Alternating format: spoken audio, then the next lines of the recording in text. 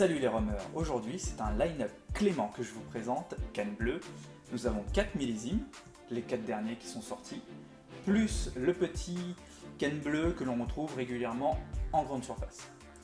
J'ai choisi de l'ajouter dans le line-up parce que c'est quand même un Clément canne bleue et c'était aussi pour pouvoir présenter un peu la différence qu'il peut y avoir entre un produit classique que l'on retrouve facilement en grande surface et moins cher avec un produit un peu plus travaillé qui présente des arômes beaucoup plus puissants, beaucoup plus fruités. Alors oui, c'est encore des blancs agricoles, mais vous allez voir que chez moi, les blancs agricoles, vous allez en voir souvent. Vous l'avez vu, j'adore ça, donc sur ma chaîne, il va y en avoir quand même pas mal. Alors, avant de passer à la dégustation, quelques petites informations intéressantes. L'histoire de Clément commence en 1887 avec Omer Clément. À l'époque, il acquiert le domaine L'Acajou et ne fait qu'y planter de la canne. Il ne produit ni sucre ni rhum.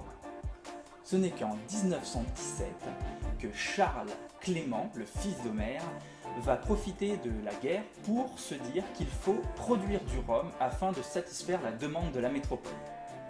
À l'époque, c'est pas du grand rhum qu'ils font, c'est juste du rhum pour emmener à la métropole afin de servir les soldats. Ce n'est qu'en 1940 que Charles Clément décide de créer la marque Clément et qu'il destinera ses rhums à la commercialisation. Dans les années 80, le rhum est plutôt boudé par les consommateurs et comme beaucoup de distilleries, Clément va en pâtir et les ventes vont baisser. C'est durant cette décennie que le groupe Bernard Arriault va en profiter pour racheter la marque Clément. Clément est une distillerie martiniquaise et comme plusieurs distilleries, en 1996, elle obtiendra l'appellation d'origine contrôlée Martinique. C'est en 2001 que la gamme monovariétale canne bleue va être créée. Chaque année, ils sortiront un nouveau millésime de canne bleue. Nous en sommes aujourd'hui à la 17e édition. Alors, quelques petites précisions sur ces petits bijoux. Ce sont des rhums blancs, agricoles, du pur jus de canne distillé. Ce sont des rhums monovariétales canne bleue. Le jus est brassé pendant 6 mois en cuve en inox et progressivement réduit à 50 degrés durant ces 6 mois. Le brassage est vraiment important parce que c'est ça qui va permettre à ces 4 jus d'être vraiment sublimes, que l'alcool soit vraiment super bien intégré et que ça en fasse un jus que l'on adore. Pour celui-ci, vous pouvez le trouver pour une quinzaine d'euros en grande surface. Pour les autres, ceux qui restent encore, vous pouvez les trouver pour à peu près 35 euros chez un caviste ou sur certains sites spécialisés. Vous l'aurez remarqué, une belle caractéristique, c'est la bouteille. C'est quand même de sacrées belles carafes. Bon, je vous ai assez saoulé avec les caractéristiques, maintenant on passe à la dégustation. Voilà, c'est servi. Alors je vous cache pas, là, c'est l'explosion de canne fraîche. Ça embaume, c'est génial. Moi j'adore ça. Franchement, moi je vous conseille de vous servir un bon verre de petit blanc agricole là, juste pour vous faire plaisir en me regardant. Faut pas se leurrer, ça va être à peu près similaire, en tout cas pour les 4 millésimes. Ça sera certainement un peu plus différent pour celui-ci. Mais en tout cas, je pense qu'en les dégustant en même temps, je vais pouvoir détecter quelques petites différences. J'ai eu quelques échos de petits fans qui m'ont dit qu'il y avait vraiment des différences. Il y en a même qui n'aiment pas certains millésimes. Alors, celui-ci. Alors, la canne fraîche est là, ça c'est indéniable. Il y a un joli fruité, des fruits exotiques. C'est entre la mangue et l'ananas. Mais c'est pas puissant. Ça fait 50 degrés, hein. Franchement c'est un rhum à 50 degrés. Mais j'ai déjà fait beaucoup mieux quoi. Millésime 2014. Il est beaucoup plus rond celui-là. Déjà, il n'est pas beaucoup plus puissant, mais quand même beaucoup plus rond. Le fruit est beaucoup plus juteux, beaucoup plus chargé en sucre.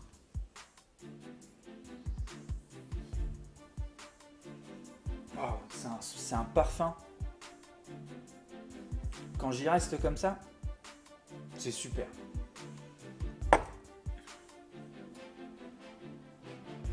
Le millésime 2015. Ah, il est différent. Alors celui-là, il est vraiment beaucoup plus porté sur un ananas citronné. Ah ouais, c'est flagrant. Il y a vraiment une grosse différence entre le 2014 et le 2015. En tout cas, au nez, c'est vraiment flagrant. Celui-ci, le 2014, était beaucoup plus rond, beaucoup plus fruité. Celui-ci est beaucoup plus frais. Et sur de la pulpe. Ouais, il y a de la pulpe citronnée mélangée à de l'ananas.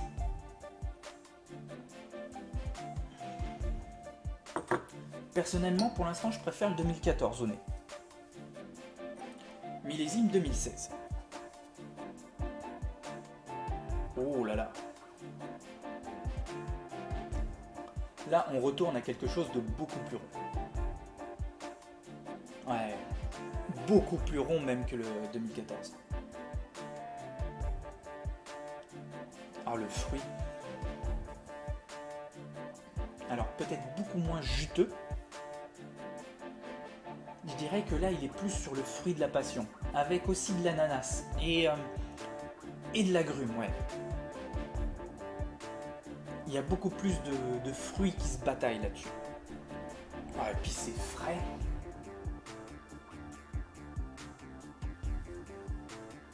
J'aime beaucoup celui-là. Allez, on termine par le 2017. Ouh là, celui-là, il est beaucoup plus épicé, herbacé. Il y a du fruit, ça c'est clair, c'est de la canne fraîche et tout. Mais le fruité, l'agrume est mélangé à de l'épice. Il est vraiment super frais. Après, non, je resterai sur le 2016. Franchement, là, au nez en tout cas, c'est celui que j'ai préféré.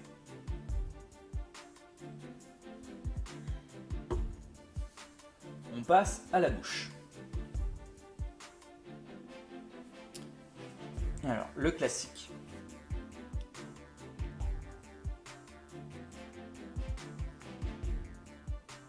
Alors, la canne fraîche, elle explose en bouche.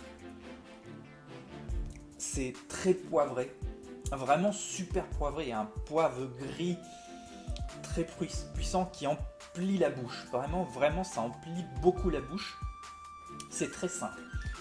Il y a de la crème fraîche et du poivré. Le 2014.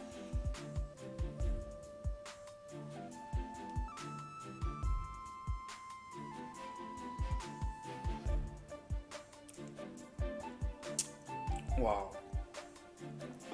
Là, on sent la différence. Là, entre ces deux-là, il n'y a pas photo. Il est beaucoup plus rond, beaucoup plus gras. On sent vraiment le brassage, le fait qu'il y ait du travail. Alors, il y a du poivré. La canne fraîche explose en bouche, elle emplit toute la bouche. C'est pas agressif. Le poivré est vraiment délicieux. Et puis ça dure. Waouh, franchement, ça dure en bouche. Ah, c'est super. Déjà, entre ces deux-là, il y a un cap affolant. Le 2015.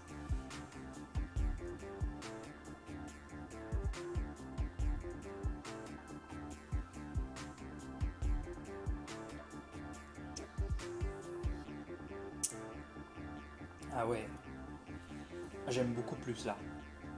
Alors en bouche, c'est pareil, encore une fois, la canne fraîche qui explose en bouche.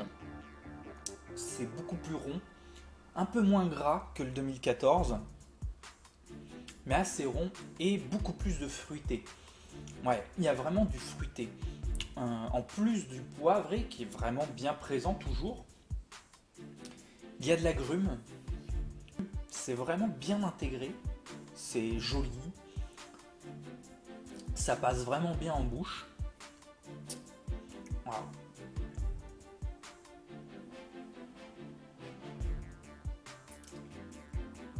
C'est huileux, ça se diffuse dans la bouche avec une telle simplicité, c'est juste bon. Alors c'est difficile de... Là, cette fois-ci, alors au nez c'était plutôt celui-là, mais en bouche je passerais plutôt sur le 2015. Ouais, vraiment sympa. Allez, on continue de voyager. Le 2016. Alors celui-là, c'est celui que j'avais préféré au nez.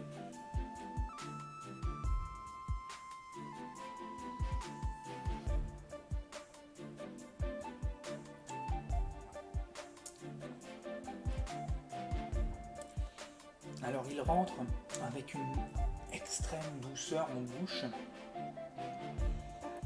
La canne explose, mais pas de façon violente. Elle emplit la bouche doucement, mais sûrement, avec un poivré sur le café. Ouais, un petit peu sur le café, légèrement sur le café. C'est vraiment bien fait. Alors, c'est différent, c'est beaucoup plus herbacé. Il n'y a pas de fruits, là, en bouche. C'est poivré, c'est herbacé, c'est frais, c'est vraiment végétal. Pour le coup, c'est purement végétal. Pour la bouche, je resterai sur celui-ci. Mais franchement, c'est pas désagréable comme bouche, le 2016. Entre le nez et la bouche, il y a un contraste qui est vraiment super sympa. Et on finit par le 2017.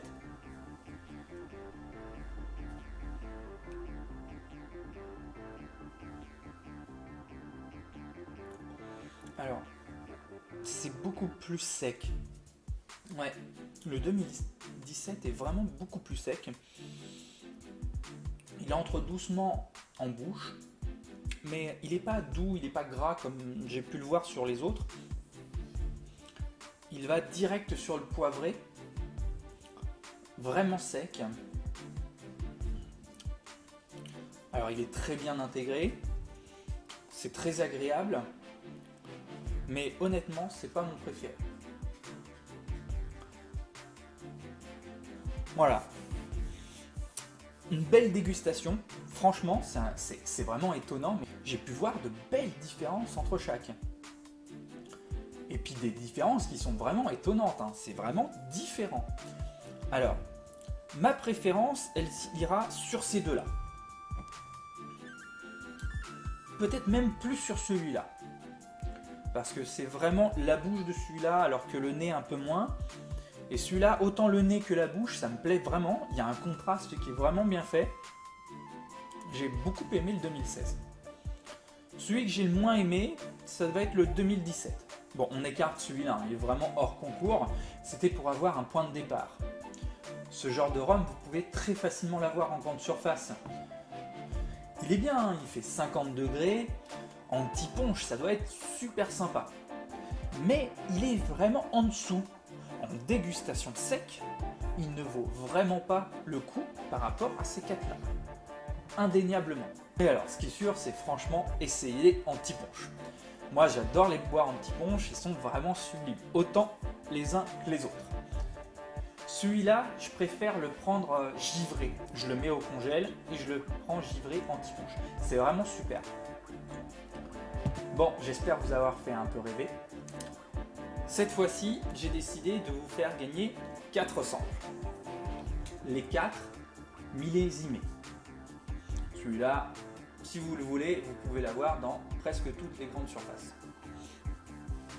Alors, ce sera 4 gagnants. Comme d'habitude, vous likez, vous partagez, vous vous abonnez, vous laissez un petit commentaire en dessous de cette vidéo. Et dans une semaine, je ferai le tirage au sort de 4 gagnants pour chacun de 6 millésimes. Maintenant, je vous dis à la semaine prochaine. N'oubliez pas qu'un rhum partagé est un plaisir décuplé. Tchuss!